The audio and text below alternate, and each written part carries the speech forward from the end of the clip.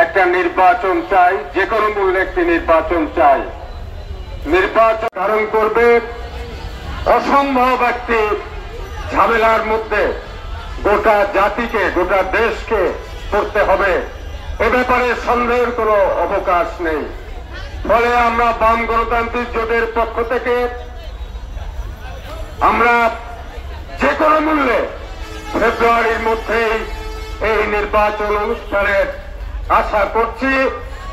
নির্বাচনের জন্য একটা সংগ্রামও আমরা করছি।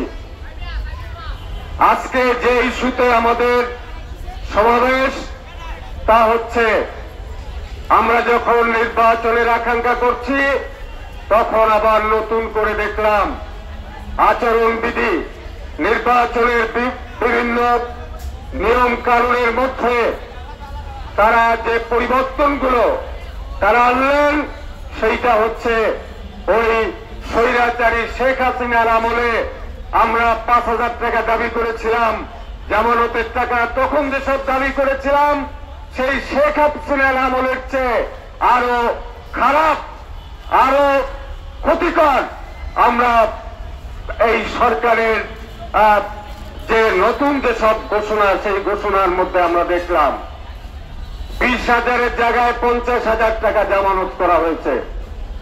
এখানে ওই ভোটার তালিকা পাওয়ার জন্য সেখানে প্রায় 30,000 টাকার প্রয়োজন হবে। শুরুতেই 80,000 টাকা ছাড়া কেউ নির্বাচনে দাঁড়ানোর নামই করতে পারবে না। আমরা শ্রমিক, কৃষক, শ্রমজীবী মানুষ, মেহনতি মানুষের পক্ষে যারা রাজনীতি করি, আমরা বারবার বলে এসেছি এমন একটা ব্যবস্থা নির্বাচনে থাকা উচিত যে ব্যবস্থায় একজন সাধারণ কারখানার শ্রমিক সে যেন নির্বাচনে দাঁড়াতে পারে। সব লড়াই করে এসেছি, আমরা দাবি জানিয়ে এসেছি।